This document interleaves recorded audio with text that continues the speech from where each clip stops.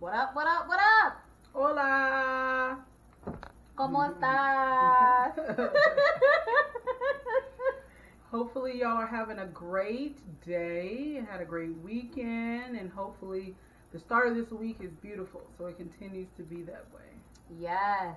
Welcome back to another episode of Like I Was Saying with your girl, Velvet and baby.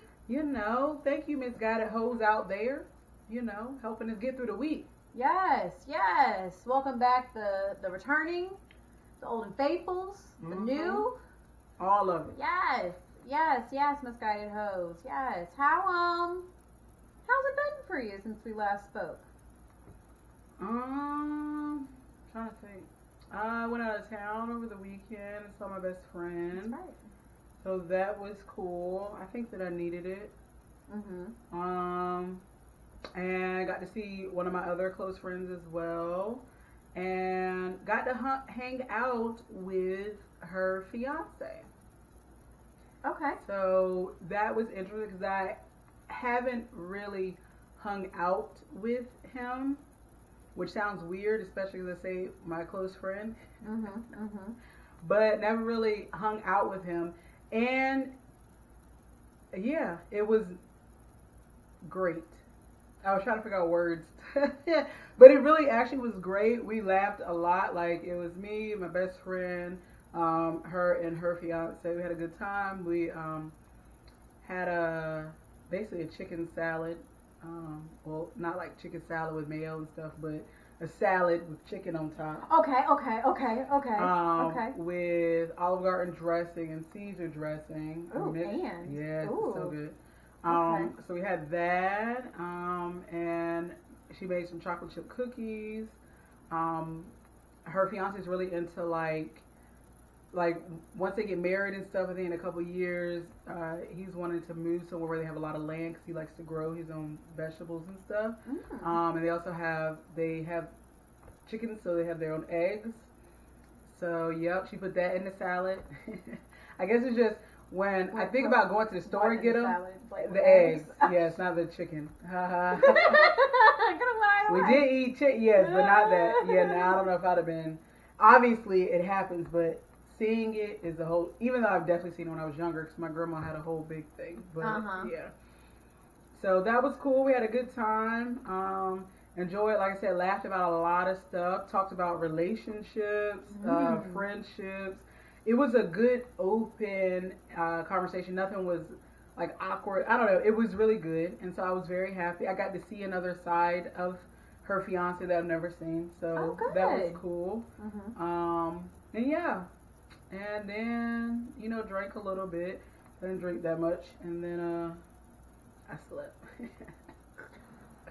I went to sleep. My best friend always like, "Well, you go to sleep so early, man. I'm old." I ain't gonna front no more like I'm not. I used to try it, but yeah, it's a no for me. Like, after a certain point, I'm like, all right, the bed is definitely calling my name, and I was out. Okay. Was there any like eye-opening or like aha moments in speaking about like relationships and friendships? I don't know if it was an aha moment, but we were talking about just general. I forgot what was on TV, but it basically brought up the conversation. And then we were also talking about. Remember that list I sent you about basically how black are you, and it was the movies. And so it's a bunch of like 50, I think it's like 50 maybe movies on a list, and it's like you get 1 point for each movie you saw. And so I basically seen all of them, I think, except for like 4. And I was like, oh, I was very, that was a proud moment for me. I was like, yes, amen.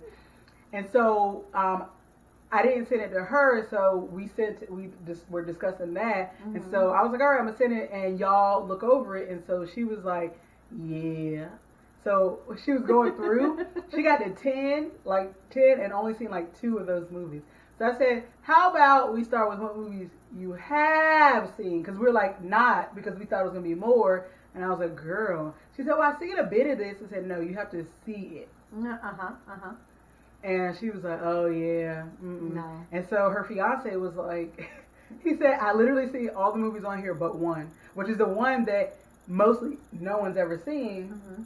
except for my friend. He said he saw it, and I was like, "You full of shit," because I've never even heard of this goddamn movie. Which one was it? The oh fuck my phone. I would have to look at the list. It was some girl on train, or the girl on the IRT train, or some shit like that. No, yeah. After me and my best friend did that list, we looked up that movie because I've never heard of it. And when I looked up it, I said, "Yeah, it's not even a movie I would see. It's not even something that would be like, oh yeah, that's what." No, yeah. So it's a movie that will remain off my list. Right. But he was like, "Yeah, I have no idea what that is," and I said, "You don't even want to watch it. It's all right." I went off in a tangent. My bad, y'all. I forgot where I was going. Oh, we were talking about a movie came on, so that's how that came up, and then we started talking about relationships, and he was talking about how, you know, he's had to learn like the cues that his woman gives him in relation to their relationship. Like they've had to obviously learn each other, but like the cues and like, I guess, when she's not trying to be nasty, but she's trying to get something across to you, like what cues those are, and what he's had to realize, all right, I know that cue, that means bring your ass. And so he's had to learn those things. I said, he said it's taken a long time, and I say it does, especially if y'all haven't been in relationships for a long period of time, or even really just if you've just got a relationship. Everybody's different. So you have to learn, you know, different things. So he talked about that. And then I was like, I think men just don't like to communicate. And he said, yep, that's...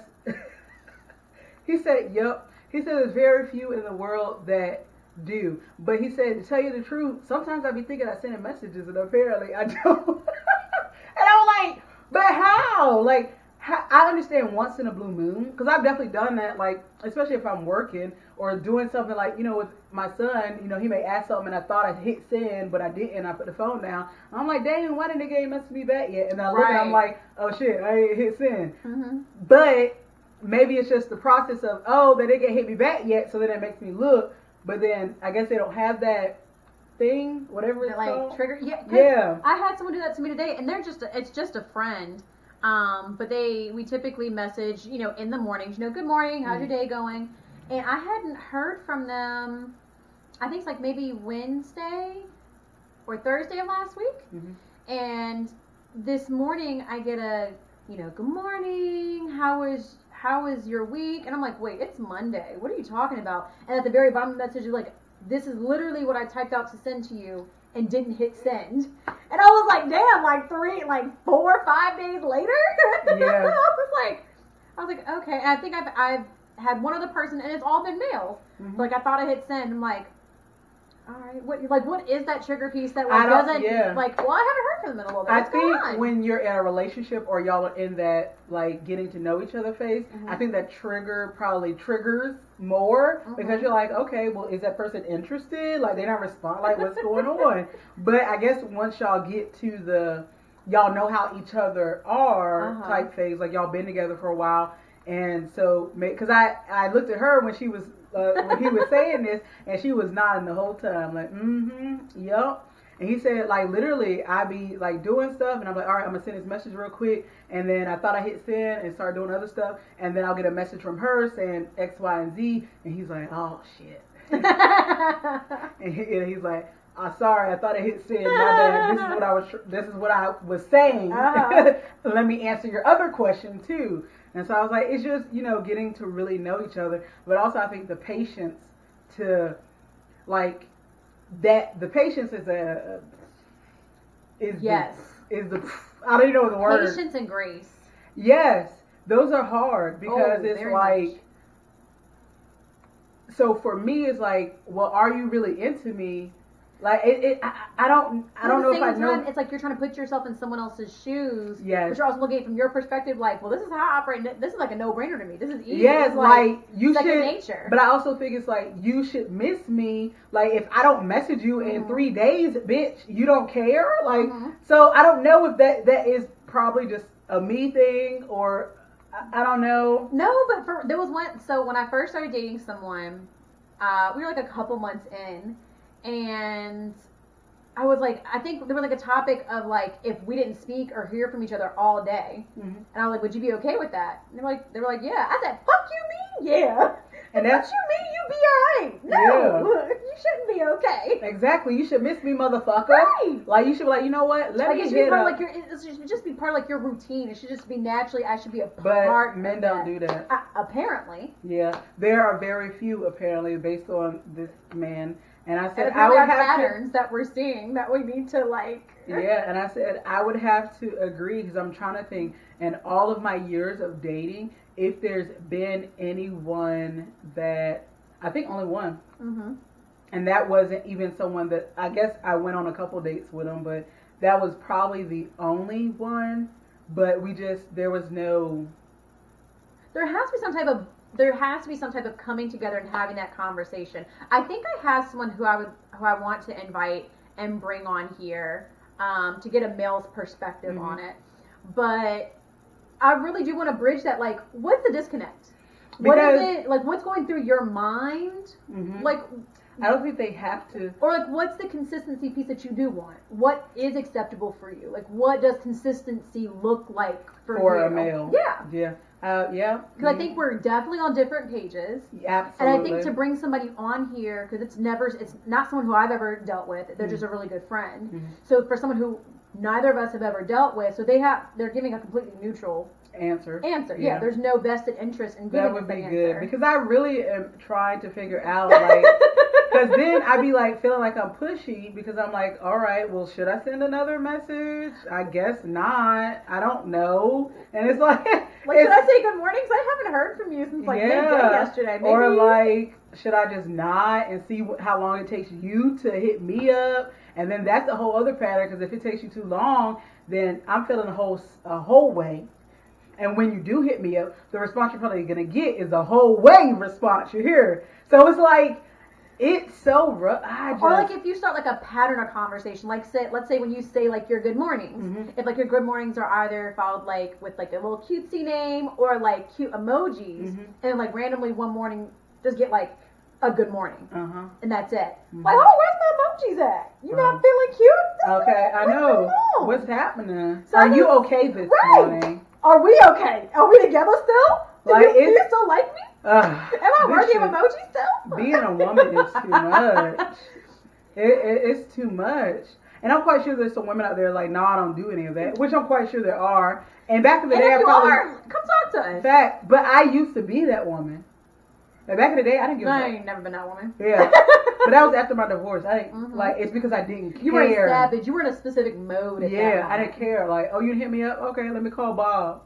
Oh, you hit me up, Bob? Let me call Tom. All right, Tom, let me call Laquan. Like, oh, but I don't give a fuck. But if I'm truly interested in someone, then that's where it's different. Changes, right? And so it's like, how many conversations should you have? Right. How many like? Am I just repeating myself for no reason? Are you really truly interested, or are you just BSing? It's like so many questions, and then that's just too much in my head, and it's just too much. And I just, once I feel that way. Yeah. I'm just so overall curious. Like communication in every aspect does not seem to be the same ever. Like at all. Like communication is like, whether it's talking about how you feel, whether it's addressing an issue, whether it's just daily conversation, like communication is just not your forte. Yeah.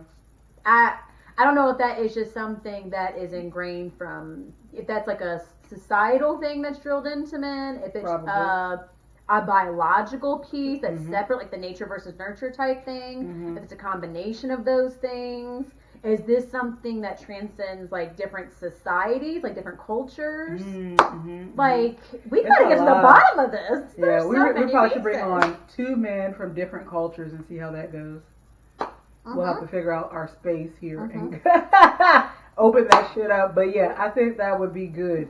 Like 2 men and from different cultures and get their perspective on what it is. So, you know, tune in, y'all, for that, because I think that's going to be a great ass topic. I might be able to pull that. Yeah, I was trying to think. I think I can pull that. I think I have 2 that are very different, have very different backgrounds, who might be able to speak from different perspectives. And if y'all both come up here and y'all give it the same answers, Then Throw it all apparently away. that's the Throw whole y'all thing. all away. But apparently that's it then. We got the answer, y'all. We got the key to the lock. We got the answer to the book. Knowledge is key. Amen, amen. You understand me? If we got that, y'all, we opening up a whole new world. A whole new world. I cannot. Oh my goodness. I don't know how we got on that, but yes. Love it. So that was my weekend, Mhm. and then I got back this morning. Oh yeah, that's right. You do that. Yeah, I got back this morning, went back to sleep, and then went to work. And yeah, that's about it. Back to the grind. Basically. But I'm off on Friday. Oh, you and I both, sis. Yeah. I'll be in Tennessee. And I'll be in North Tennessee Kakalaki. whiskey. You know what's crazy is Sage and I were listening to that I song love this. yesterday. Mm-hmm. Yeah, it came on while we were going, because I've been like in a country kick since like maybe Thursday or Friday of last week. While we're at work, I just play country music. Oh, I definitely don't do that. And that song came on. I like that song. Mm-hmm. But I don't do country kicks. Mm-hmm. Mm-hmm. Mm-hmm. Yeah, I was raised on it, so Yeah. yeah. After a while, I'm like, all right. Mm-hmm. Mm-hmm. Just depends on who you listen to. But also the genre as a whole, it's also changing quite a bit. It is. I've dipped out since it's done all that's changing. I don't really Yeah. not a fan of its change. I don't know anything about it. Yeah, no. Mm-hmm. Another conversation for a different day. Just Tennessee whiskey. I probably Strawberry wine. exactly, but it's because he was pouring his soul in that baby. Yes. He was pouring his soul, and I felt all of it. I You just felt want to be all on of the it. dance. I just envision you on a dance floor. You got the flowy dress, and you're Yes. just going back and forth and flowing. I'm weak. Just you two. But really, so I love that song. But Mhm. yes, how was yours? It was good. It was good. I spent the majority of it at home, kind of just chilling. I think Friday. No. Saturday, I stayed in the house. I watched a couple. Well, no. I'm sorry. Friday night, I watched a couple movies on Netflix. I watched The Woman in the Window, which is on Netflix. Really good movie. Really good. Has a very interesting take on it as you're going through. And then I watched There's Someone in Your House, or There's Someone in the House Mm-hmm. on Netflix as well. It was alright. It was cool for what it was. Mm-hmm. And then Saturday, yeah, just chilled in the house. I started putting a puzzle together with my sister. Rewatched, what did we watch? We watched Love Don't Cost a Thing. Love don't cost. And then we watched another movie from like our childhood that we always Hocus Pocus. knew. Trying to think what we watched. It was not. Hold on. I got it because I started it and then I didn't watch it the rest of the way, and then I pulled it back up when we did it. And you were so gracious while you were traveling to Richmond to bring me by some alcohols. I appreciate your life for that. You know, I try to be helpful. Definitely when appreciate. I can. What was it? For some reason it's not coming up on my Step Brothers. Oh, yeah. One of my favorite movies. Love Step Brothers. It's just so stupid. It's probably one of the only nonsense comedies that are just like weird and vulgar for no reason at points that I like. Usually comedies like that are complete, like, it pushes me away. Mm. But I love Step Brothers. And Sunday, did brunch with my sister, and then went and tried this new brewery. Well, to me it was new. The Vanguard. It's a liquor distillery. It's not like a beer or cider, but it had liquor there, and then went and watched the second Venom. Okay. Sunday night. So you had a nice little weekend, is what it sounds like. Oh yeah, I sat my ass down. I was not up running around and going nowhere. I was chilling this weekend. Nothing wrong with that. Sometimes you just need it. Yep. And then back to life On today. Monday. Yeah. Yep. But you know, as we mentioned, you know, transitioning from one place to another as far as work is concerned, I can say you know, you make decisions and a lot of times you're not sure how it's going to impact you. A lot of times change is very scary for the unknown. And so far I'm very satisfied with the decision that I've made. There's a lot of space and just energy that I have now with the decision that's made. So anybody who's, you know, kind of fighting with the decision, don't know if you should take a leap out on faith, if you should trust in your ability to make these decisions and your ability to rise to the occasion, you definitely just need to trust yourself and understand your capabilities and just go for it. Yeah. No, I definitely understand it and get it 100%. I was going back and forth, and you just got to make that leap. Yeah. That leap of faith. Absolutely, absolutely. And you know what? Here in the middle of this Pandora's box, there's an employment shortage. So if something happens, there's going to be somebody else who's going to hire you because everybody is short staffed currently. Correct. There nobody want to work. Not a shortage of people looking to employ. Correct. So, one don't work out, you got other options. Facts. Yeah. So, let's go ahead and go in and dive in. So, Jelani Day, he was a gentleman from Chicago, Illinois. He went missing, and it came to kind of light of trying to find him after Gabby, I don't remember her last name, she had a lot of notoriety for her disappearance, and it was called to that it's essentially there needs to be more representation. First of all, the media coverage as to who's missing. It needs to not only be predominantly white women and white people in general. And so his name came up because he had been missing for some time. He was actually a doctoral student studying to become a doctor when he disappeared early in August. And late August. And then he was identified late September. However, his body was discovered early September. So there's been recent information that has come to under what circumstances his body was found. So his body was found in a body of water. And when it was found, it was missing of all organs. So that's all internal organs and eyes, brain, all of that was missing. However, his jaw was also sawed off. So the articles that you read just state that. A lot of the stuff that you're seeing like on social media, blog reports, stuff like that. Seeing that leads you to believe that his organs were taken from his body without any other context. Especially with his jaw being sawed off, you would think that. What is being reported right now is that due to his body being in the water for so long, because it was in the water for at least 2 weeks, is that his organs had all become completely liquefied while it was in the water. And it was very hard to identify his body. Now, whether that's kind of odd because his jaw was sawed off for his organs to have become liquefied, but they just took his jaw. So it sounds more or less like someone did take or harvest his organs and then removed his bottom jaw. So devastating. And his family, his mother specifically, has no answers at all to his disappearance. I think he went missing August 24th. And I think the last video they have was him going into a dispensary on a surveillance camera. And that's the last time they saw him, and 2 days later his car was found. Dispensary. So he never left the dispensary? They just show video footage of him going in. They don't say whether or not the video footage shows him leaving or not.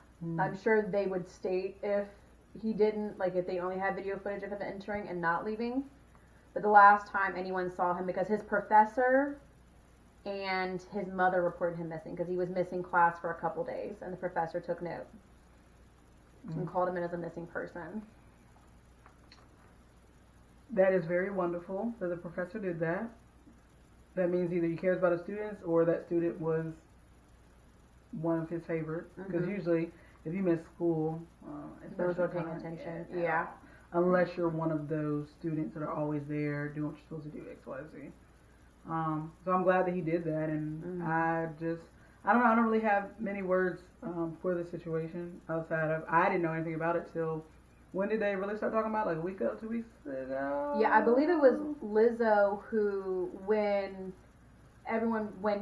the story for Gabby came out, that's when everyone was like, it's disproportionate, the type of missing people who are being reported and who the media is giving coverage to. Correct. And that's when, unfortunately, it sounds like by time that his name was being brought for people to bring attention, he was already gone. But my understanding is the initial line of sight for him came from Lizzo. She posted in a TikTok of hers about him missing. And he was young. I think he was 25. So devastating. Had a whole life ahead of him. You said going to school for a doctor, right? Yeah, he was. Yeah, all he of was that. going. He was in his doctorate program. Someone sawed off his jaw, and apparently his insides were liquefied or stolen. I'm probably gonna go with stolen because I just don't understand the jaw. Why they would only take that the component and not anything else. Yeah. It's just, and I think because of how his body was discovered, it might be very difficult for them to determine cause of death. Missing all the organs, especially because a lot of the organs tell a lot of what happened cause of death. Yeah. And for as long as the body was in the water, that's a lot of decomposition on the skin, which leaves a lot of evidence as well. Correct. So, my heart just pours out to the family, the mother who had to. My understanding is that the grandmother and someone else is who went in to at least observe the body in the condition that it was. I don't know if I could. The mother didn't, and I don't even know. I couldn't imagine. I don't want to. Yeah. I don't know. Yeah, I can't say that I would be able to. Yeah. Hopefully there is some resolutions, answers, justice, because that is just it's senseless, and it just makes your mind just wanders thinking about the different things. And why people do the things they do. Absolutely. And understand, like it just doesn't make sense. It doesn't. Like I said, it's devastating. And, like I said, hopefully they continue to cover this, and they continue to look and continue to give updates. And just because he's found, that's not enough. That's correct. They're still following Gabby's story, and they've been found her dead. But they're still posting stories about people following up with the guy's sister.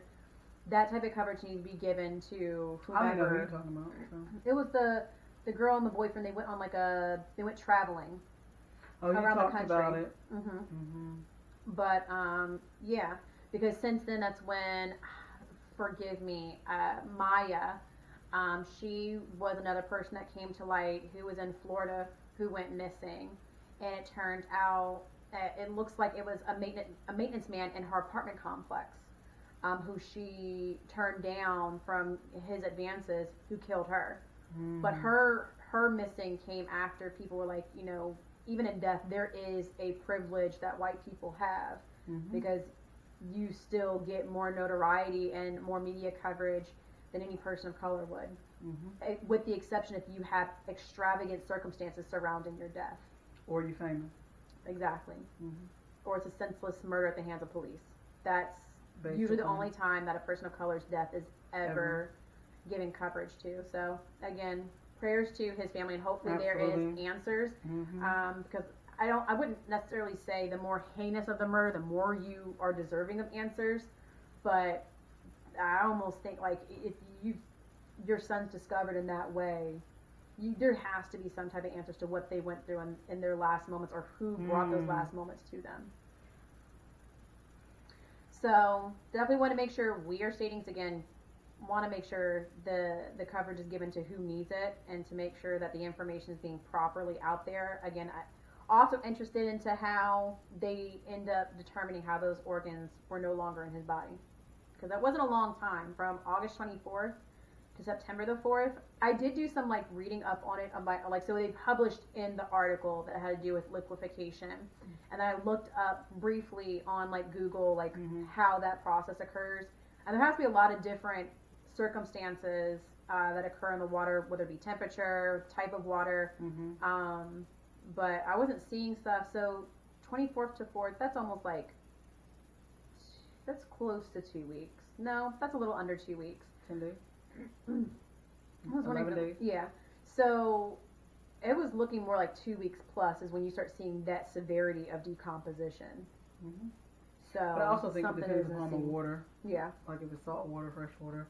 So that's all, you know. Right, and what type of bacteria, stuff like that's in the water. And the animals that's in the water. Animals could have got to it. But I don't know about no liquefaction. But I don't know. I will definitely keep the family in prayers. Like I said, I couldn't even imagine and don't want to imagine that ever occurring. Because I can't say as a mother, like, what I would do. Number one. Yeah. Like, the thoughts going, like, you never want your child to pass before you. Like, ever. You don't want nothing ever bad to happen to them since they're, you know, in your belly until the day that you die. And especially not to see them pass or die or whatever may occur prior to you doing so. That's like a whole other type of heartache. A whole, yep. So, we're going to move on. To photography. Yeah. So apparently there's a story where a photographer, it was his friend that was like, hey, can you do our wedding photos and stuff? And the photographer was like, well, I don't really do that type of stuff, but, you know, I'll go ahead and do it. And was doing it for like $250, I believe. Yeah, doing it for the low because the person was trying to like control costs for their wedding. Yeah, so he was helping out and did $250 for a wedding. Number one, a wedding is long. Unless you're going to Justice of the Peace, a wedding is long. That's at least 30 minutes for that, if it's on time. But you also, photography is before the wedding even starts, when the girl is getting her makeup done and shit, and the whole bride's people. And then at the wedding, the ceremony, and then at the reception, and then even usually afterwards, like with all the party, the whole bridal party, and then before they go off, take pictures of them leaving. That's a lot. That's how many hours?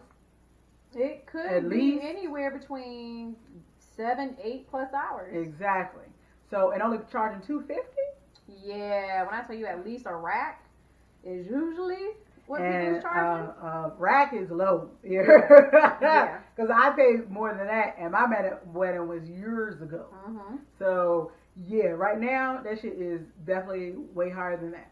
And only and we're not saying 250 grand, we're not saying 2,500, we're saying $250, 250.00. Okay?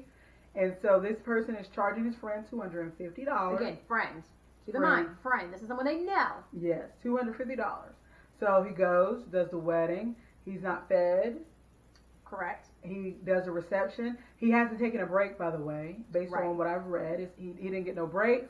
He was like, I'm thirsty. And I'm trying to remember exactly the words. Do you remember? But so he didn't get anything to drink. There was nothing from the bar they were allowed to have. They weren't allowed to leave and go get anything for themselves either. Correct. And they did not provide any food. And they were basically like, you're here to do photography. Do that. So I can't even get a glass of goddamn water? Not even at my job do I get that. One, I also get a break at my job. And you're saying I get nothing? I can't even get a glass of water. So what this photographer did is he was like, okay, bet. Like, you sure you don't want to feed me? And yes, positive that you don't want to feed me. He said, no, do what you're supposed to be doing. And he said, all right, bet, I'm leave. Oh, he said, I'm gonna leave. And he said, if you leave, then you're not gonna get your money. Bitch, it's $250. Mind you, this wedding was reported to be from 11 a.m. to 7:30. That is 8.5 hours. That's a shift. And I get nothing. I've been here. He said he already went through his bottles of water that he had. And y'all can't give him no. Like, that part is crazy to me. One, don't you want him or her to be at their best? If I'm dehydrated, how the fuck am I supposed to see? Bitch, I'm going to be like, all right. And you know you got people who didn't come to the wedding. Because there is usually at least a person that didn't come. That either didn't come or didn't bring their +1 like they said they were going to. So there's at least a plate that would have been available to them. Correct. So he was like, bet you don't want me to eat. I'm not going to get food or drink or can't leave to get food or drink. And he was like, no. He's like, okay. All right, bet. Dude deleted all of the goddamn photos. Yeah. Everything. Deleted all of the photos. So then the discussion became, all right, well, was the photographer wrong for that or not? And I say absolutely not. Because one, I'm your friend. So off bat, that right there would have pissed me off. Yes. I am not even a person that you found online or nothing. I am supposedly your friend that also gave you a goddamn deal, and I can't get no goddamn water. You can suck it. You can suck it. And I would have stayed there and just hit delete right in front of him. Okay, that's cool. What you doing? Oh, I'm just deleting all these photos. Okay. Oh, that's crazy. So now I hope y'all got photos from people's cell phones, because that's what you're gonna get, because y'all want to be cheap motherfuckers. If you're gonna be cheap, guess what? That wedding apparently was you went above your budget, and you're not supposed to. You have a budget. But like, here's my thing. Like, when people start viewing you as like a commodity or a service, it's very shameful how disrespectful people treat other human beings once they're viewed as a commodity or a service. But it's very shameful. So that person literally in their mind transitioned from being, and they could have been that close to a friend, because I don't think they were even invited to the wedding. So it wasn't like they were a close friend, but they were at least an acquaintance of some sort. They ain't no more. So they went from being that, in the moment that they are providing a service to you, an entire like a switch flips. Which is stupid. So you go from asking a favor For to cheap. not even being able to provide food. And I just feel like that's just a courtesy thing as a whole. Like, that's not even like, bro, I'm doing you a favor by feeding you. Like, I just feel like that's just like the nice like thing to do for somebody. Especially because it's your wedding and you saying they can't have no damn break. Yeah. You don't get a break at work. You get no break. You get 0 breaks. You can't get up and use the bathroom. You can't do nothing. Because that's basically what you treated that person like. Right. Like, that was very poor-minded of the person who asked them to do that. Like I said, I don't know what it is that triggers people. I see it all the time in like nail shops specifically, that because people feel like someone's giving them a service, they treat them less than a human being and talk to them a very different way than what you would treat someone who you aren't paying a service to. It was just very disappointing to hear that something that happened again. If I'm not mistaken, when I read one of the longer posts, they're not even a photographer. They're like a pet groomer. That takes photos. I think like he takes photos or something afterwards. I think he takes photos of the pet. So he's not even. It's not even like. So he went outside of his scope of work, right, to try to assist you on the low, and then you can't even give the dude a plate. That, again, as Fee Baby was saying, there was most likely someone or several people that didn't show up, and even if you didn't give him a full plate, which I still feel like you should account for. The person is there at the wedding. They're going to get hungry at some point. So, like, you should account for them. But if you don't, because of whatever it may be, you could at least give them some goddamn water. Like, that's stupid as fuck. That part didn't make sense. Because water at a wedding is usually free. Yeah. So, I don't get that part. Yeah. That was just, and, like, to see people, like, act like the photographer was in the wrong. Yes, maybe they went to an extra level of petty. But they're within their right to do so. Correct. 1, do we have a contract? 2. Oh yeah. There we go. 1, we got a contract. Fuck. Sorry. 2, $250. Get the fuck out of my face. Yeah. But the number one thing is, if we had a contract, I could do what the fuck I want to do with those photos. Just like you could do what the fuck you want to do with the food that you paid for, which was not to provide it to me. So you know what I can do? Not provide the photos to you. Not get the fuck out of my face. So whoever agree with them, if that's your choice, that's your choice.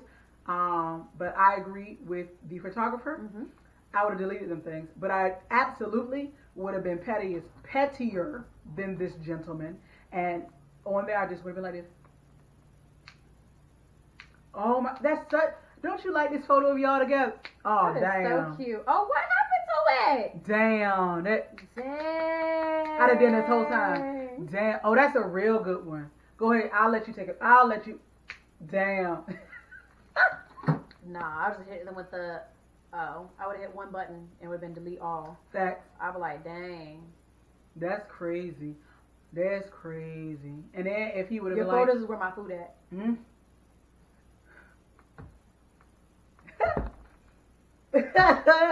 But yeah, I would have been petty as fuck on all levels. But I definitely would have found the best looking picture. That would have been me. Found the best looking picture and be like, I really love. Before I delete anything, I think this is such a. What do you think? And I would have went because I don't know if it was the man maybe or the bride. I don't know which one was the friend, but I would have went to the bride specifically and be like, you look so fucking beautiful in this picture. Oh my, it is so wonderful. It almost makes me want to cry. And she would be like, oh my God, thank you so much. Why you do that? I don't know. Ask your husband. You just can't treat people like that. It's a lesson. You can't treat people like that. You cannot. But I absolutely would do that.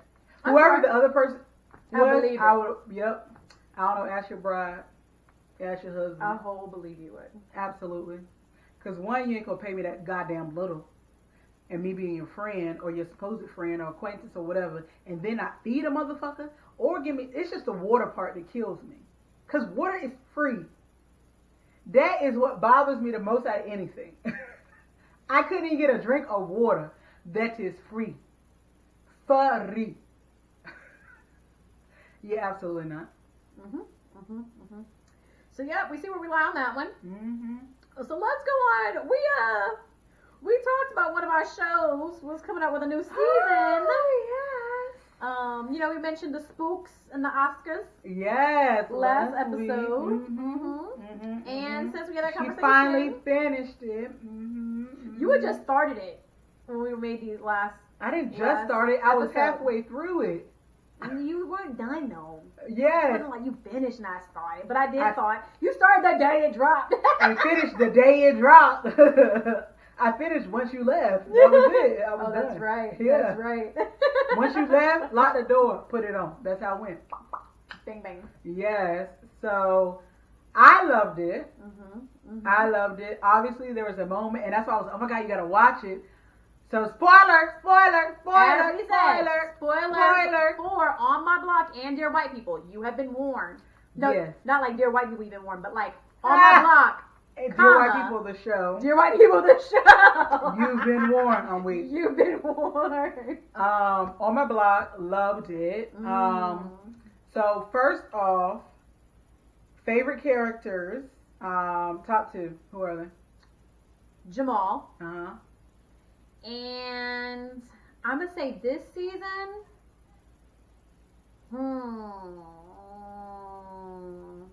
Jasmine. Okay. Mine is also Hamal and Abuelita. Who's Hamal? Who's Hamal? Hamal and Abuelita. My favorite, I think, for all the seasons. Like, it's just, when you put them together, it is so, and that's why I was like, if they're not together this season, I was going to be so fudging mad. But I was so happy that they were. But they are literally my favorite. I would have to say that Jasmine was definitely the third because of her transition. So I love it. Yes, because the way Jasmine started, I was like, I will cut you. Yes, The way Jasmine ended, because that's why I was hesitant. Because I wanted to say Abuelita. But I was like, Jasmine's growth. Over the years, wonderful. One, clothes. Yo, they brought Jasmine back in such a real way. Yes. Her clothes, her attitude, hair, everything was on point. Loved it.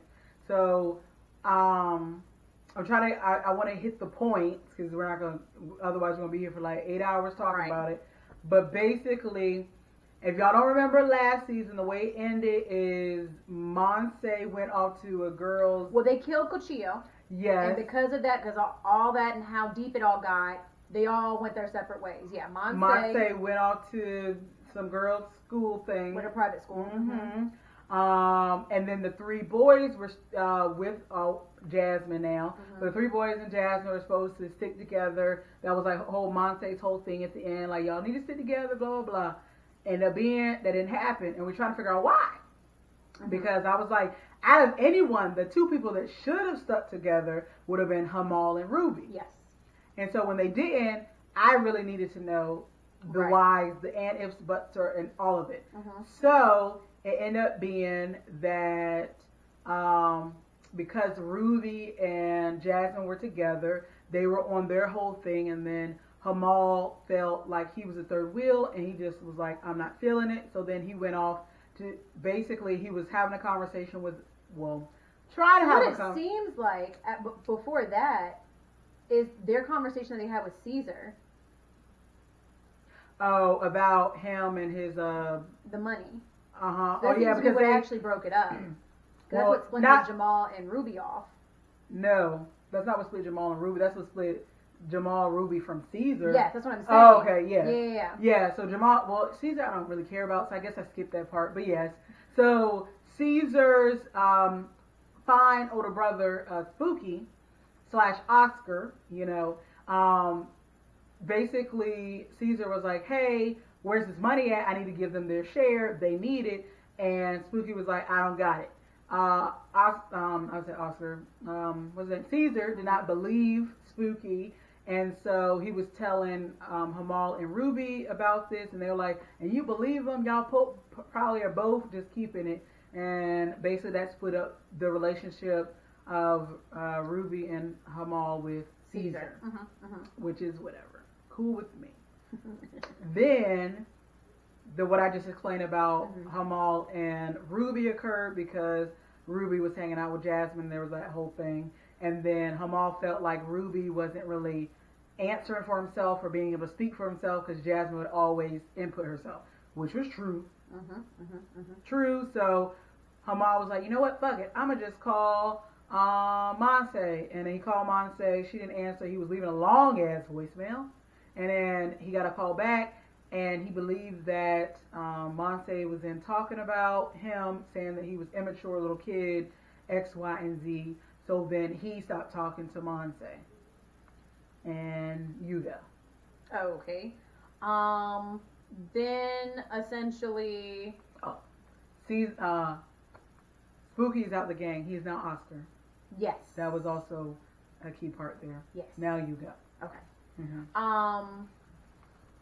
There are like spurts and times where like they try to like come back and try to talk to one another and like try to like ease it over. It doesn't work, and then a body is found, which is Cuchillo, and then they start trying to say, hey, we need to kind of like each one of them keeps trying to, between Ruby tries to at first talk to people and say like, hey, we might need to get this shit together because even though we're not talking no more, we were all there, we could all go down for this.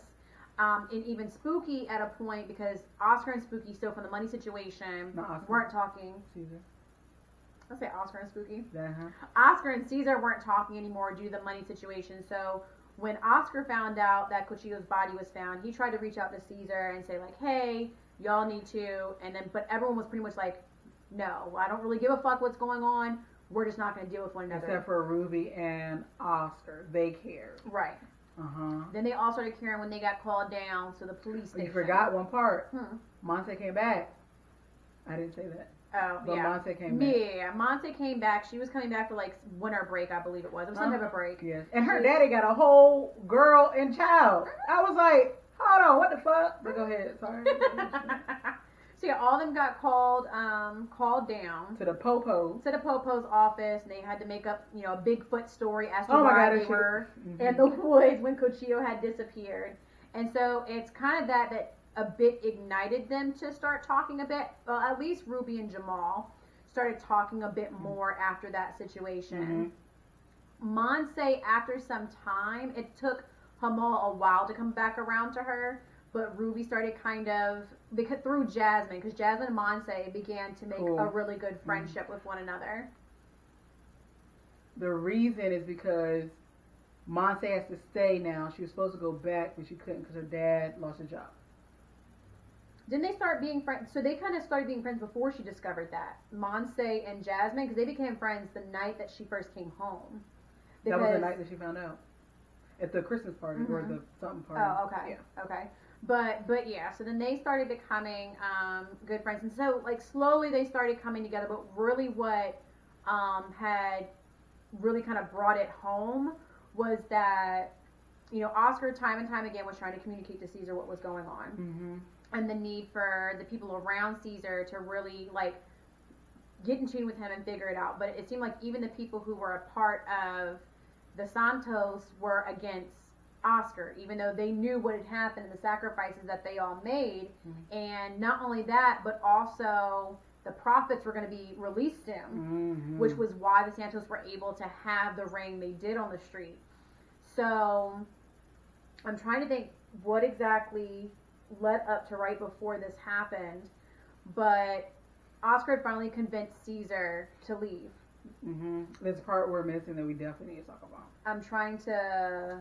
The girlfriend of Caesar. I mean, I don't feel like that plays into any part of what happened. I mean, but we can talk about her. I don't feel like she has anything to do as far as, like, the main storyline. But mm-hmm. he did get a girlfriend who was essentially part of the life, was, you know, supposedly there riding. There was a whole issue between her and Monse, because when Monse came back in, this girl her name was Vero. Mm-hmm. Vero. She had knowledge of Monse, and she was intimidated by her. Caesar definitely, Monse and Caesar, when Monse came back, definitely got together. Yes. They all the way hooked up. But when everything started kind of going awry, Caesar's whole thing with doing a lot of the business that he was doing was trying to save up the money that was lost from Roller World to give back to everybody. Mm-hmm. People knew that Caesar was not spending the money and stashing it. And so some of the people came to his place and pressed him for the money while he was in bed. I don't remember the name. Was it the other game? Yeah, those were the ones that Oscar, that Cochillas set up boy. Oscar, and Oscar was in that cage. Mm-hmm. But I don't remember the one, I think there was a number. They were a number, but I don't remember what it was. But yes, they are the ones that did it. Mm-hmm. Mm-hmm. So they came to his place early in the morning and pressed him for where the money was. And they knew she knew where it was, so they put the gun to her head and was pretty much like, Caesar, if you don't tell us where it's at, we're taking her out. Like, she's gone. And that's when she straight told them where the money was. Mm-hmm. Which is a very big pain point for V. Yeah. It's just only because the bitch knew what life she was in. So there's that piece. If you're in that life, that is literally that is what's going to happen. Also, Caesar should have had a gun. That part didn't make sense. Like, one, you don't have a bunch of people around you anymore. Because I think at that point, had the other person taken over? I can't remember.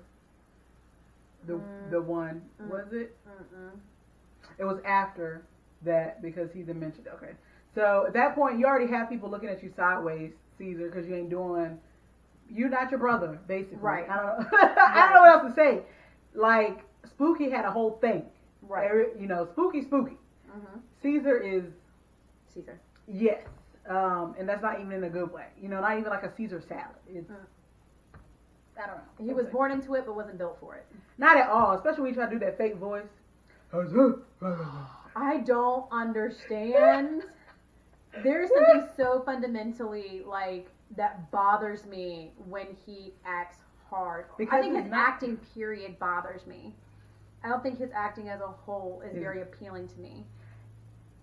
I'm trying to. It's just because he annoys and then when, me like, so he much. Walks like this. Because like he's trying to be that hard character when he is not. He is nowhere near it, and so it just makes it look so fake, and it makes you look at him like this is making you more annoying than the last season.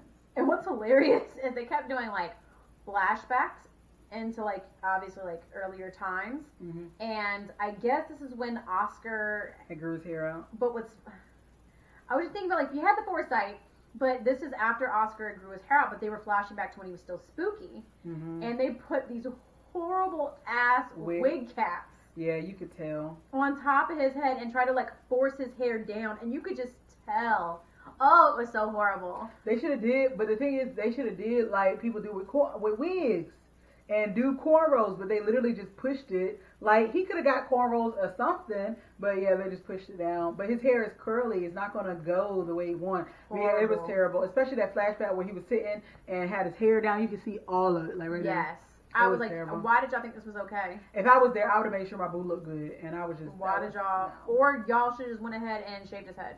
Like, y'all doing too much. That was hurtful. Yes, you could have do that. Or whoever the makeup person was, definitely could. The whole even hair Ruby had a horrible ass wig on in one of the flashbacks. It's because the makeup people, they did not care. They said it's the last season. Fuck it. Y'all killing me. Yeah, it was terrible. That part was definitely terrible. I was like, what type of shit is this?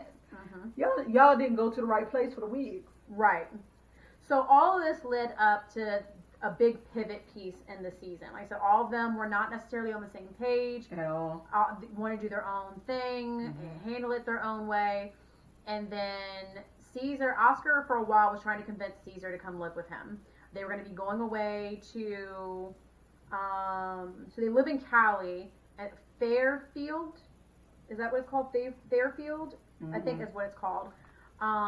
Where Caesar and Oscar's father went after he was released from prison and got a job.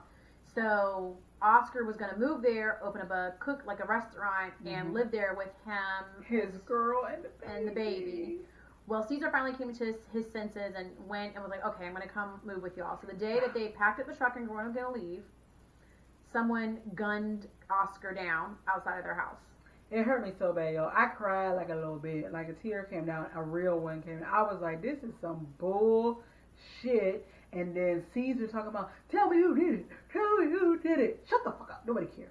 The shit made me so mad. And they don't show who did it at all. They don't. They don't show a car approaching. They just, because Oscar was on the phone with his girl. Saying he's coming. He was so excited. When the car was rolling up. But you just watch him look forward. And you knew. See who's approaching. But you knew though. He was like, I love you. Yes.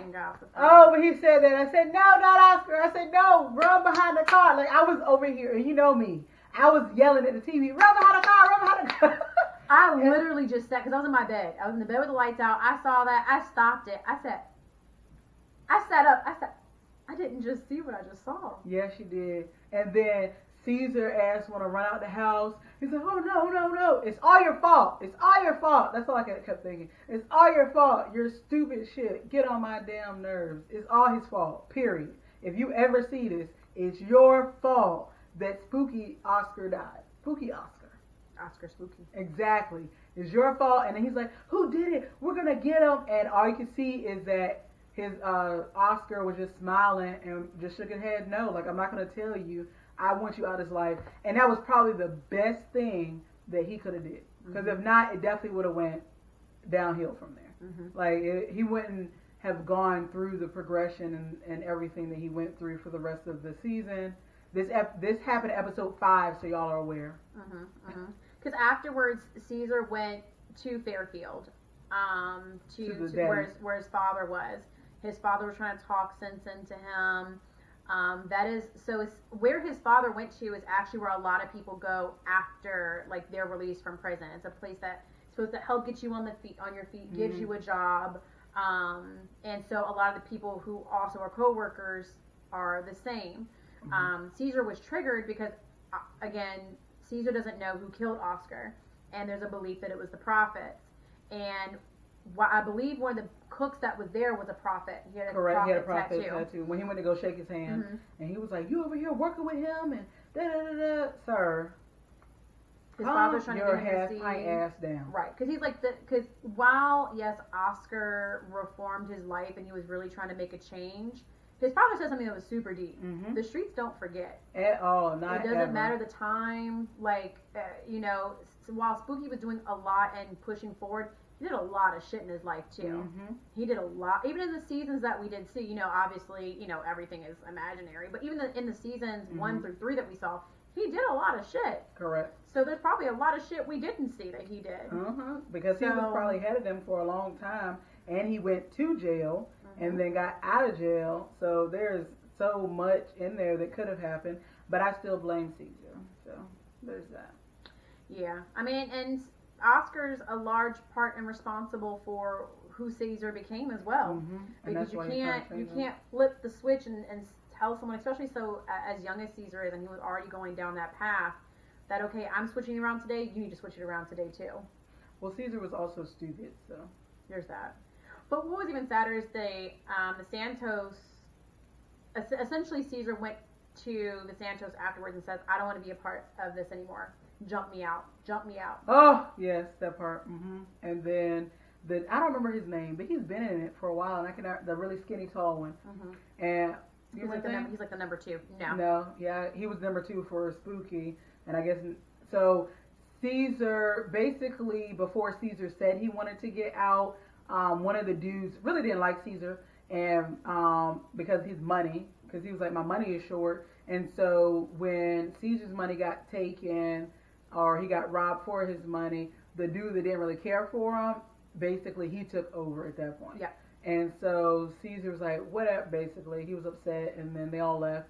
But he went to go get jumped out, and then you find out that Oscar/Spooky got basically 2 beatdowns the day that he got jumped out, so that Caesar didn't have to go through it. I said, that is... He said, why do you think he was beat from an inch of his life? He took the jump for both of you.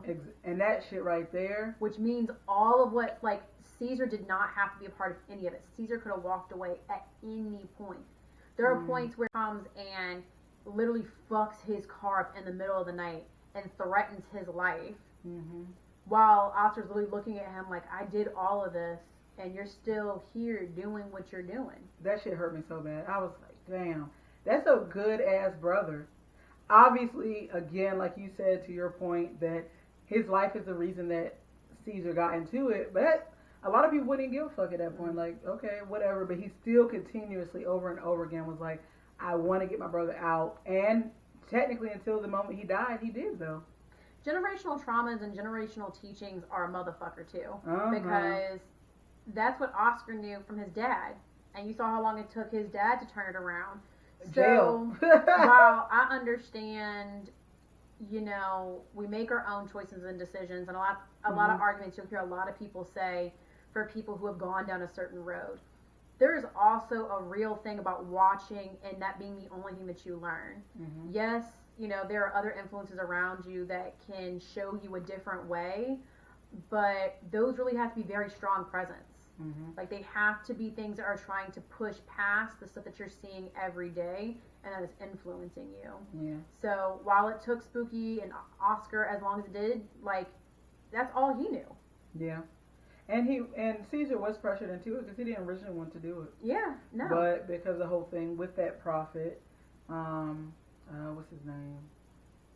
Something Trail. The one that shot Ruby. Yeah, I'm thinking of a whole different name. Latrell. No, is it? Possibly. Latrell, I think is his name. And that was another part that got me. So this was after. So once Oscar died, they cremated him, and they were trying to find a place. It was the 4 of them, so the 4 main characters tried to find a place to have, you know, to spread his ashes. The only request that the girlfriend, I don't even know if it was fiance, or do we know there? I don't remember. But Oscar's girl was like, just do it somewhere where his daughter can come see. Because she was pregnant. She was definitely far along. Like 6 months on, probably. At least, like that. probably, yeah. Where his daughter can come and see him. And so it ended up being the beach in season 1 or 2, I'm going to say, 1 or 2, where Oscar took Caesar, and they were talking about, you know, his restaurant, and you can live above my restaurant, and all of that stuff, and they spread his ashes at the thing. And I was like, oh my God, I was like, oh my God, y'all trying to make me cry for real. They said some words, they, you know, poured out some liquor for him, they got drunk. And then sipped the juice. They sipped the juice a lot. And got loose. Yes. And then, several interesting things happened. First thing is Hamal woke up in the same bed as Monse, but Hamal was naked. Oh, I can't believe that we forgot to mention who Caesar met when he went to go visit his father the first time after Oscar was first killed. He met Ricky Galindo, a.k.a. Lil Ricky. Yes. The Roll World. Who has been at the same place that Caesar's father has been cooking. He's been there since he's been out. Which is That's funny. where he's been to keep himself out of trouble. Yeah, so that was interesting. So yeah, Caesar meets him, and then But that Hamal falls finds into out. yeah, Yes. because the night they get drunk, Yes. they go meet Lil Ricky. No. Didn't that happen the same night No. that they got drunk? Mm-mm. Or was it like a FaceTime? Mm-hmm. Okay. It was FaceTime. That's, Hamal thought they met because he couldn't remember shit. He didn't remember nothing at all. he was drunk. He was drunk and again woke up naked next to Monse. He thought he fucked Monse. Also, rewind. Hamal had a whole thing for Monse during a couple episodes. He was like, but also Hamal was like having sex with everybody. He was like the thing. He was the football player. He was the man, and so he was having sex with a lot of people. And apparently, he was having this thing for Monse for a couple episodes, and he was looking at her a whole different way. He was like, "Yes, you want me." Had a whole heart on and everything. And I was like, "Sir, what's going on? Not Monse." And so, yes, they wake up together. He then finds out they did not sleep together. He basically got so drunk that he peed on himself and then became naked. Well, they stripped him naked. Also, they had took Abelisa's car, and I forgot why. Did Abuelita call Ruby, or Ruby call Abuelita? I can't remember of how it happened, but one of them called each other, and she asked about her car, and he was like, "It's good." And then he was asking about, I think, like something about his life. I can't remember what it was, but she said, "Look in the glove box." Because that is because Jamal revealed to Ruby that she had cancer. Yes. Because throughout the entire season, there's hints that her health is declining. Yes. And when they got drunk that night, Jamal told Ruby what was going on. Ruby called Abuelita upset because he's like, "Y'all keep treating me like a child. You know, XYZ elemental P." And she's like, "Well, you've just been under so much stress. You've been more than what, someone your age should go through. And she was like, "All right, if you say you want this and you want to be told the whole truth," she was, "Look in my glove compartment." And there was a letter there. From Latrell. Yes. And so he then goes and visits Latrell, which I was like, ooh, this is going to be interesting. I just was not sure what to expect. That's a whole lot. Again, he is young, and that's a whole lot you have to go through. You got shot by this man. He ended up killing the girl that you really thought you was going to end up with, because that's the episode, that all started. Hit it, touch it. Yeah. Sorry, guys. It's my alarm. Swipe up. Ooh. Give me my phone. Y'all, she don't know how to use iPhones over here. Child. It's been so long, I done forgot. Y'all got special stuff that y'all got and y'all be dealing with. Oh, we still there. We still rocking, guys. Hey! So then he goes and visits Latrell. Latrell is 17 at this point, and he's in juvie. And so which means he was 15. Mm-hmm. Because 2 years plus, he was probably like 14 actually. Yeah, 14, 15. They were all around the same age. So he goes and visits. They basically have a talk. They get this drink out the fridge, out the vending machine, and then basically Ruby reminisces on the last time he had the drink, which was at Latrell's birthday party, or vice versa. Do you remember? I think it was at Latrell's birthday party. So this was obvious. You could tell that at some point they weren't the enemies that it happened to be. It's just because of the area you grow up in, the lifestyle your family lives, and then they expect you to follow them. And so at one point, Latrell and them were cool. And then he grows up and, goes out into the gang life. Ruby obviously does not. And so it's just crazy how to see that when you're young, there is not that influence like that. And then you grow up and then you are influenced by all of your surroundings, the people in your life, the school you go to, the friends you then become close with, and the ones you no longer are close with. And it's just interesting of how that came up, because you're like, oh shit, I didn't even know they were cool at some point. Yeah. And it's like, oh yeah, and then they laughed about it. And he was like, all right, well I gotta go, because that's when they were supposed to meet Lil Ricky. And he was like, well, can you stay? Because they're not gonna let me bring it back, and it's the only time I get to drink it. And then he even asked, like, is your mom gonna go? Because he's turning 18, So he's now getting sent to prison. And that Which right is a couple hours away from where they are. And so he asked, is your mom gonna visit you there? And he was like, she ain't even visit me here. And I was like, damn, that's like I don't even, because at one point it's like you don't want to see your child there. That's a story for a lot of people who get locked up. Yeah, their people don't come visit them at all. And that's a whole other thing. They don't call. They don't visit. But the thing is, you have to. So I feel like at a certain age, I probably may have not. I'm not even gonna lie. Obviously, I've never gone through it. Don't ever want to go through it. Period. Mm-hmm. But like at a young age, he's being influenced by a lot of things, and so obviously you have your choices.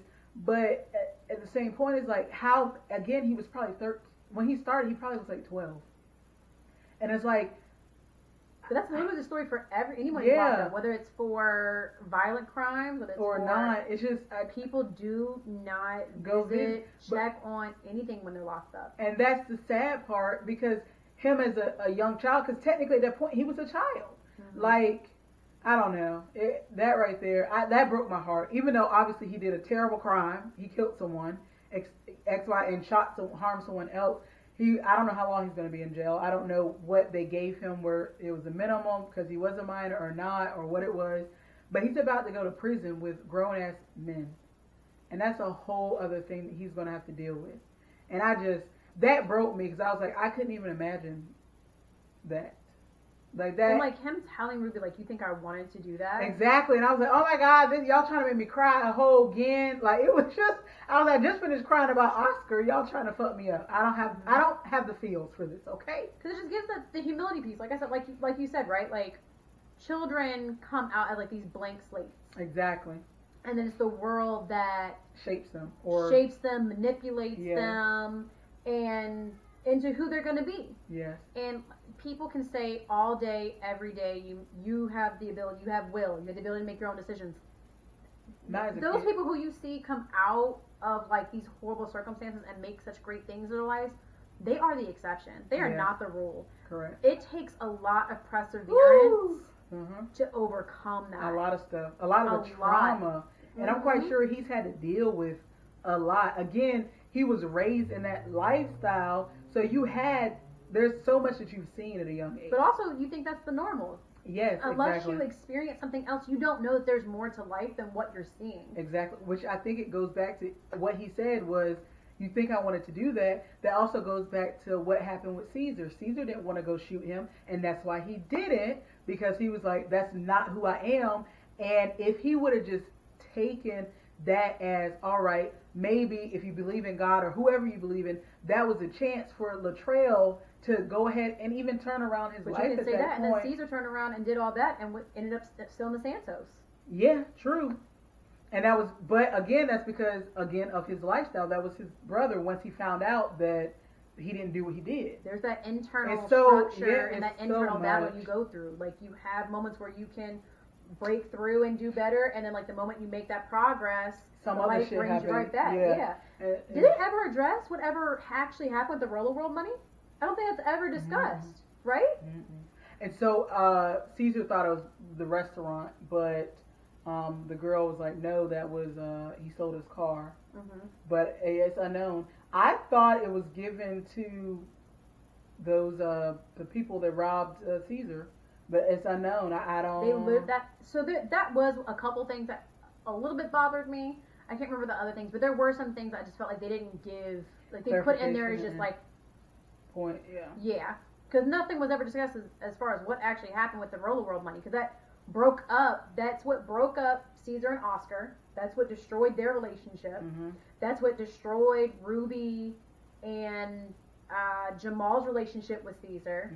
So I at least wish there was some type of resolution as to what happened with that money, so that all the senselessness could have like been explained. Like you guys did all of this, and you guys accused each other of it, and this is really what was going on with the money. It was nothing that you guys were even like hitting part of. I don't think they did. I can't recall that. I think regardless of what it was, Caesar and Hamal and Ruby's relationship would have ended anyway. 'Cause the only person that kept them together was Monte. Yeah. So it still would have ended. It would have been something, but it definitely would have ended. I don't know that when he went to go visit him, I just felt like you feel bad for Ruby because obviously he got shot, and that's traumatic on its own, and something he's gonna deal with for the rest of his life. And again, seeing someone that he, his young love at that point die. And then on the other end of it, it's a young man that's in jail because he shot Ruby and killed the other girl, and now is going to be going to prison. And I think Ruby asked, is there anything that I can do or something? And he said, can you stop me from turning 18? I was like, fuck. I think that was probably like that shit. That was probably like the most like pivotal thing for me in the entire last season. That was I was glad they did that. Because I apparently forgot that Latrell had got locked up, so I did not remember him getting locked up, or he may have got locked up with all the other ones, and I think I just grouped that all together, all the prophets, but I forgot he got locked up, and I think I had asked my best friend before I started, I was like, where was he at? I mean, where is he at? And he was like, you gotta watch it. So then I was like, oh, okay, because I couldn't remember that he got locked up, but that whole part was, yeah. But anyways, I'm trying to think what else. I mean, after laying Oscar's cremated remains at the beach, everything kind of went kind of lighthearted, happy. Yeah. They all went to the prom. Yeah, and then Abuelita. Then they did like an after party at Ruby's house after the prom, and they did not.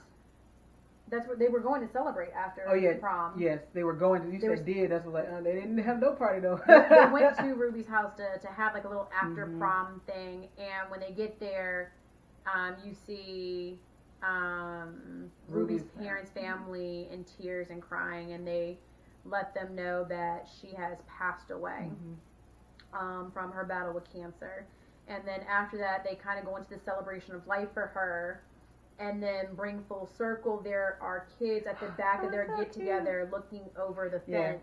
But this time, which brings back to the beginning of the first season when they were the ones. They were all looking over. But this time, it's 3 girls and 1 boy, and I was like, oh, okay, I like it. So I don't know if they're gonna do anything with that. Maybe. Yeah, it could be a spinoff, I guess. I don't know. But I definitely liked that, and I liked that it didn't have a funeral and a sadness, because Abuelita did say, it's a celebration of life, and so, which it truly is. So I was glad they celebrated. They had shots, some that Abuelita absolutely loved. I'm quite sure there was probably some ganja up in there somewhere, because she was definitely for it. Bitch, you remember when Hamal went under there and pulled out a goddamn big ass bag of that shit had like this much in it. I guess we should also bring up that she's the one that wrote the notes that we forgot to mention, the letters. And that's because because that was why I think somewhat that it brought them together was that everyone received letters. Hamal didn't think he did, and he was so sad. He was like, "See, no one thinks of me." No, sir, you just didn't get it yet. But she basically posted letters and said. It seemed like things that were threatening them to make them try to get to the bottom of the mystery. Exactly, and they all got back together, and that really brought them together for I guess, a piece of it. So I loved all of it outside of my boo dying. That part broke me. But I guess that's still just piece of making it realistic to what happens in that type of lifestyle. Correct. It can't always be, ideal situation. It can't always be perfect. Unfortunately, some people die from that lifestyle, no matter what you try to do to change your life from it. Correct, yeah. So. That was, it was good. Y'all should watch it. We told you about it, but there's things we missed and didn't talk about, but y'all should watch it. Start from the beginning and go all the way through. Are we going to talk about Dear White People or split the topic and then talk about Dear White People next week? We're going to talk about Dear White People next week because we took up a lot of time on my blog. So we'll go into, if you haven't watched Dear White People, watch it. We're talking about it next episode. Facts. So getting into the topic. What do you do when you want to react or respond in anger? Do you succumb to it? Do you restrain yourself from it? what's your thought process when you're in that angry space? To be honest, it depends upon who the anger is towards. Is going to be the main thing, and so let's see. I'm trying to think of who anger would go towards. My ex-husband is probably one, so he's a one. So for him, there are times that I'm like, oh my fucking god, like I just don't understand or get it. So it really just depends. Sometimes I do respond in anger, but over the last several years, I've learned that that is really not the best way to respond with that individual, because it doesn't get anywhere.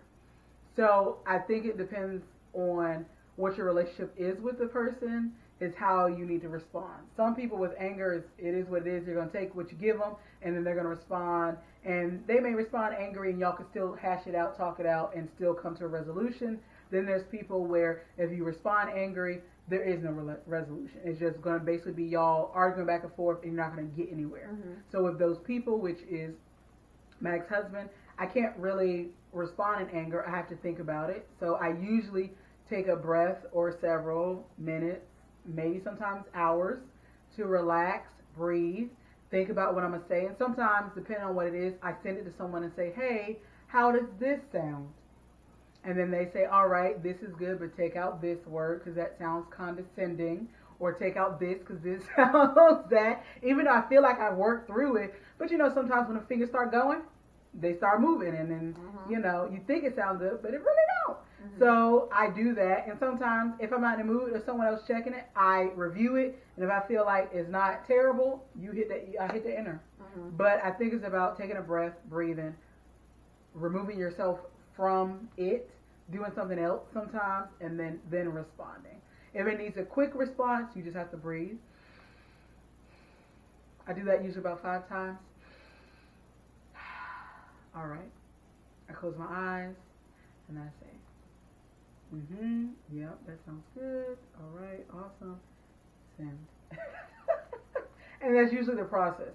If it's somewhere that I don't give a fuck, like there is not a resolution that's needed, then you're probably gonna get whatever comes to my mind at that moment. And you know, if it's a fuck you, or if it's it may be something nice that I may say. Unlikely, but yeah. So it depends on who the person is, I think, for me. But to answer, I guess, the question, how to control would be to breathe and remove yourself from it for a moment, and then go back later on once you have relieved whatever anger you may have for the situation. What about yourself?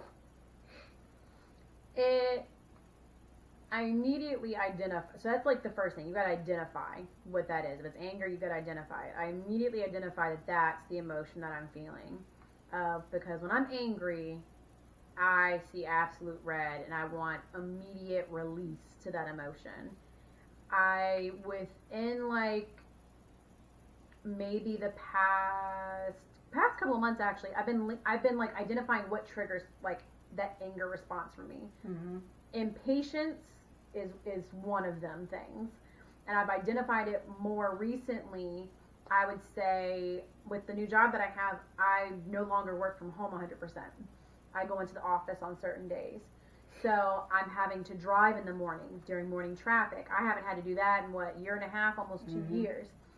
So I've been having to deal with on the road drivers, and my temperament behind the wheel. My history has not always been very good. I definitely used to communicate with my phone a lot. I used to shout a lot of things inside the car, and then I would be upset for the rest of my drive. So like now when those things, and I see myself and I get upset, or something that someone does triggers me, I immediately stop and say, don't react to that out of anger, because that will then do a snowball. Like someone else is going to piss you off. But it's like, why is it making you angry? There's no satisfaction you get from anything that you're about to do, because you're never going to see that person again. They're going to go on about their day, and you're now sitting in this emotion that you've now heightened by giving an outward reaction. If you don't control what like you're about to do, then you can easily just like run. It would like upset probably the first couple hours of my day before. Like anger, when I would become angry, it was an all-consuming thing for me. Anger is a very real emotion for me. So now I'm quick to say, one, what is it that's angering me? Two, is reacting out of anger going to benefit me at all? Is this a two-way street in this anger piece? Is it just me being mad and I just look stupid being mad? And then, is a response to my anger warranted? What is the benefit of me responding from me being upset?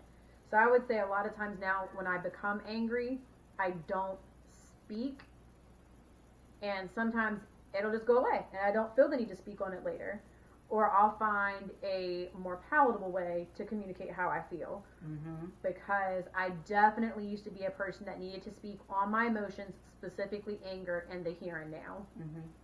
Has not gone well for me in the past, and it's just not a healthy way to communicate. Sometimes it's you do need that immediate release, but in the past it hasn't done me well. No.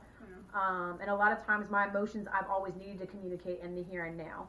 It used to really like grind my gears for people who need like time to think about their emotions, or like to think about before we come together and have a conversation.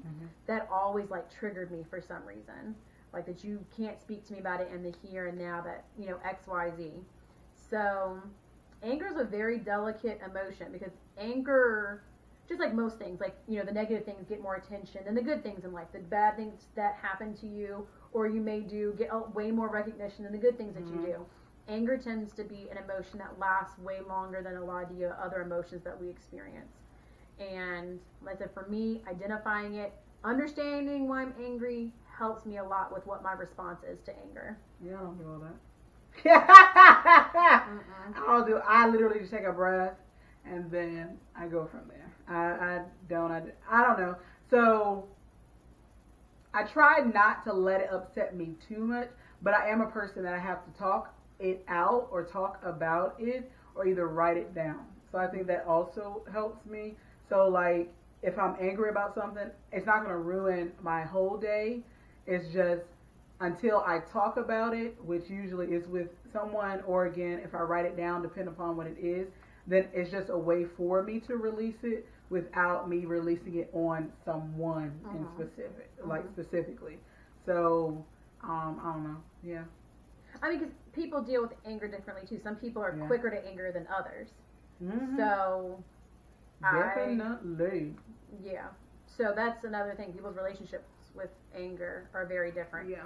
And people's to get to anger vary drastically. I do think that you and I have way different tolerances for that emotion. I think I jump to it way faster than you do.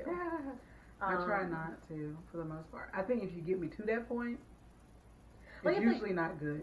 I don't have a lot of anger and like I think, what is the word I'm looking for? Things that I'm unattached to bring me to anger way sooner. Like things that like literally I'll never encounter ever again. Like being like dealing with people at the grocery store. That will bring me to anger so quickly. Being in the car. I think it also, which interesting connection. There's out of control piece, but it's also, so I have like a social anxiety piece.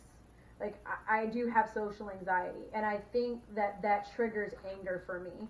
Like being around a lot of people on the road, like it makes me very nervous and gives me anxiety driving. One, just being in accidents. Two, being someone who works in the world of accidents and knowing what happens. Three, seeing people being very irresponsible on the road and careless and reckless. All those things heighten my anxiety, and so it trips me faster to anger.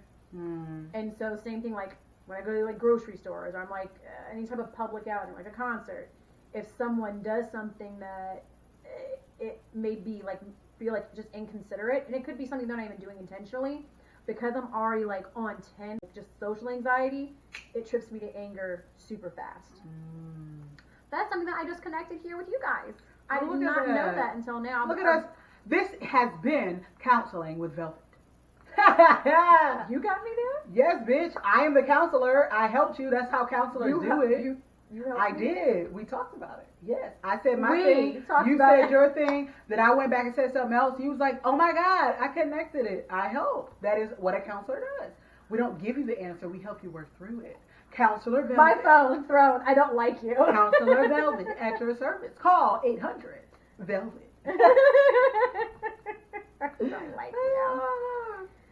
Yeah. I'm weak. But yeah, anything else to add to that? No. I forgot to mention, y'all, I'm thinking about buying a puppy. Uppy, uppy, uppy. So I'm trying to buy a puppy that's less than 25 pounds because that's what my apartment complex says. And I said, y'all suck because I really want a husky at some point, which I will get later on in life, probably when my son goes away. Mm-hmm. Mm-hmm. But I have found a dog. But if y'all know of any that's less than 25 pounds and also cute and not ugly, number one, not a chihuahua, not that other puggy thingy, what's the thing called? French bulldog. Ugly. Don't want it. Don't even put it in the comments. However, if y'all know of some really cute ones, let me know in the comments down below because I'm trying to get one within the month. Okay? Thank you. Yay. Growing our family. Yes, I'm really excited. I've been wanting a dog for like ever, and I kept saying, no, don't do it. I said, fuck it, I'm going to treat myself. And so, yeah. Yeah, we'll have to see how it all goes. That'll be exciting. I know. We're going to have a little puppy running around here, y'all, on a thingy. That's all y'all going to hear? Or maybe hear my laugh. Starting bad habits early.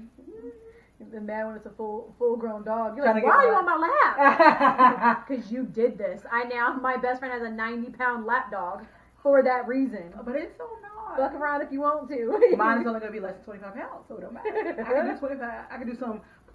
That dog don't look like it would only be that much. Yeah, they only grow to 25. Or they grow between the males, because I want a male, not a female. Let me put that in there as well.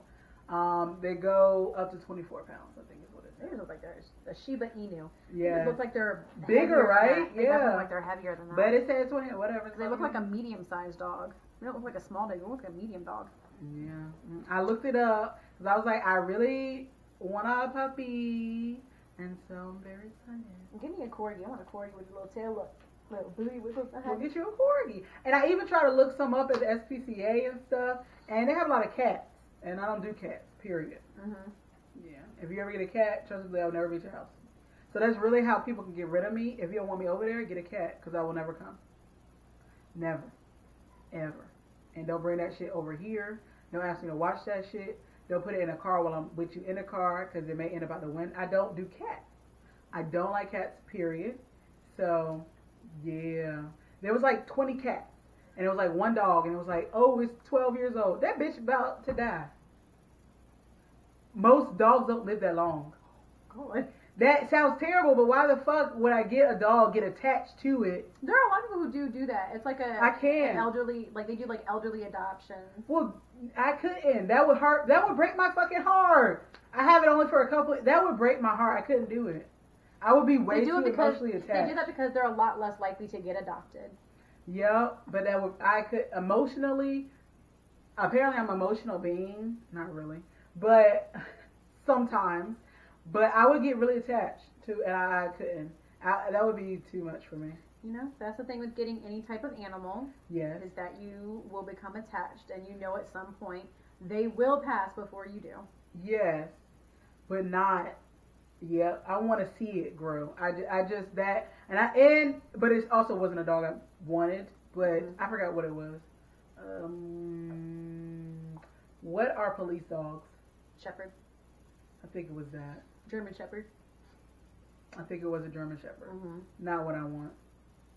I don't want a police dog. Yeah, I saw someone sent me. I was because Thinking about it. I'm in the process. Probably the next month or two, I'll be adopting. Ooh, we're gonna have a whole dog family. So As long as not a cat. excited. It's definitely not going to be a cat.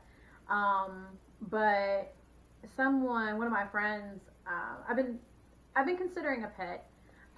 Just because the one that I have in my house now is just so lovey and cuddly, but she's going to go back to my sister soon. Uh-huh. So, someone was sending me, they know like a breeder though, and had sent me, which was $2,500. No, I'm good. Yeah. I'm going to. Prince came How from old? the mall, and he was 1,500. I'm not paying no more than what I paid for a purebred husky. It's just not happening. Granted, inflation, that was like 15 years ago. Exactly, bitch. That's if you go I'm not for paying. a full bred I'm not. husky now. What you think you paying? More than 1,500? I'm not. I'm carrying my. I'm getting me a shelter dog. Okay, but not full bred. Oh, that's fine with me. Okay.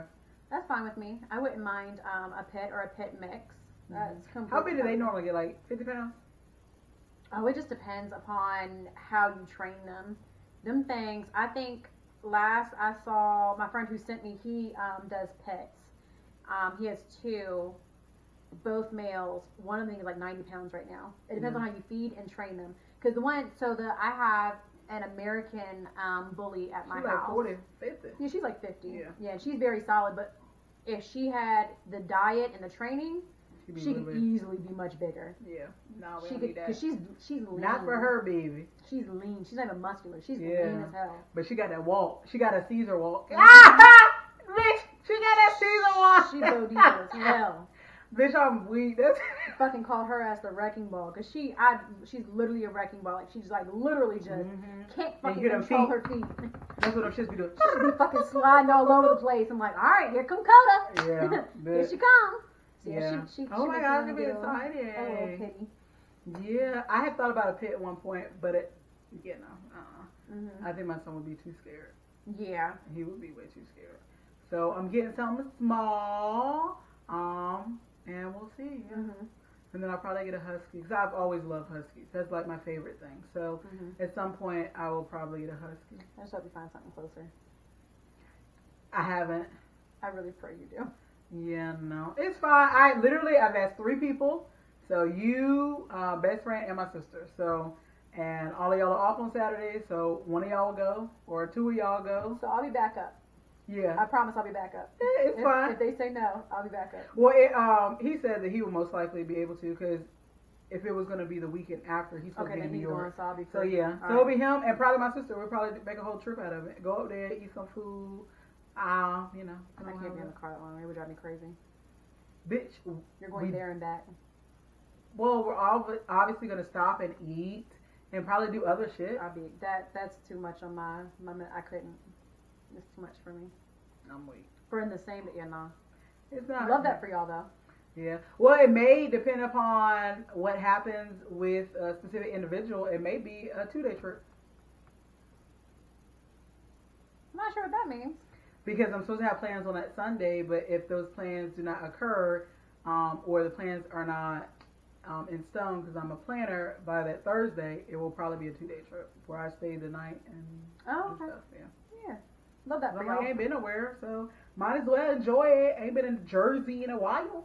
Because it was Jersey or PA, and apparently Jersey is closer. Which I was like, I thought that was there and that was there, but apparently I was wrong. I thought PA would be closer, but it's not. That bitch said 7 hours. Well, that part of PA said 7 hours, and the part where I'm going to New Jersey said 5. And I said, well, New Jersey sounds like it's the winner. Because I definitely did. The moment you said that, I pulled up, I said, New Jersey border. I said, fuck, that's at least 5 hours. Yeah, it said where I was going was like, I think 5.5 hours, something like that. And I said, but PA said 7, so it's a big difference for me. That's a whole another hour and a half. And my sister was like, I'm going to go, but I ain't driving. I was like, fuck, fine, whatever. Yeah. Well, I'm glad you got people to go. Yeah. I also can't be in the car with that many people for that long. Well, it was only going to be one person, but that's why I asked several just in case one wasn't. So apparently you're the backup to the backup. So you're the third. Okay, so I'm not going to Jersey. I'm weak. But I'm excited. I really hope I get it. I put in my application today. Oh. Yeah, that shit is a pretty penny. Pretty penny. Mm-hmm. It's a full bred pretty penny. But I'm really excited. So cute. Aww. So we'll see. Best of luck to you. I appreciate it. But yeah, sorry, we was just over here chatting. I forgot, we was recording. But yeah, so remember to share, like, subscribe, comment, and read by Always. Life is tough, my dear, but so are you. Woo, woo, woo, woo, woo, woo. Woo. And just remember that each of you are beautiful and to never stay what? Stagnant In your motherfucking life. Bye. Bye, guys.